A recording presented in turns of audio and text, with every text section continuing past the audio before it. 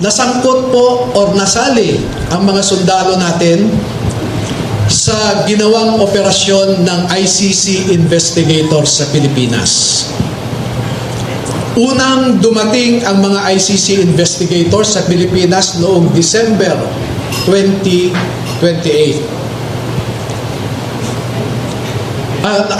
December of 2023. At bago mag-December 2023 ay inutusan sila na magpapalit ng peso to dollars. Dalawang maleta na ang bawat maleta ay may nilalaman na 56 million pesos. Kaya nakapagpalit sila ng equivalent to $2 million. At ang sabi ng mga executive assistants ni Ginoong Saldico ay pinaghahandaan daw nila ang pagdating ng foreigners. At kalaunan ay nakilala ng mga ito na ang foreigners na binabanggit ay mga ICC investigators.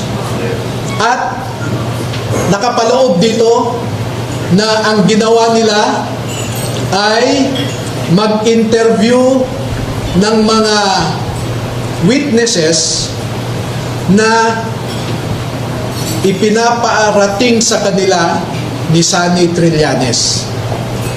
Wala silang ibang in-interview na mga witnesses kundi ang mga tao lamang na pinapadala ni Sunny Trillanes. At ibinigay kay Sunny Trillanes ang pondo para sa pag-asikaso sa mga ICC investigators na ito.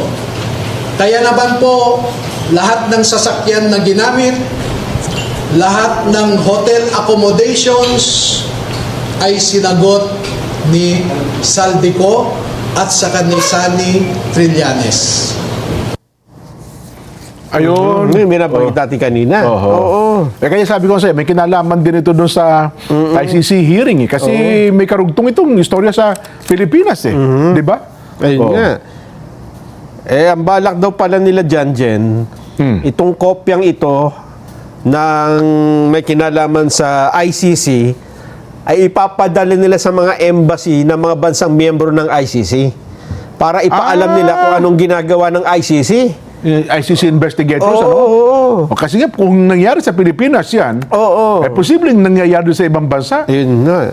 Alam mo naman, napakataas pa naman ang ating pagtingin sa kanila. Kasi kapag ganyan foreigners, ang dating, huwag yung ano yan, hindi nalalagyan yan.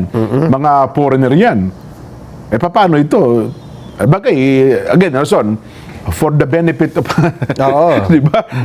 Benefit of the doubt. Sabi nga nila, hindi naman natin masasabing totoo nga. Bagamat yan ang naging aligasyon o paratang. Di ba? Pero sa takbo ng pangyayari, parang ganun nga nangyari.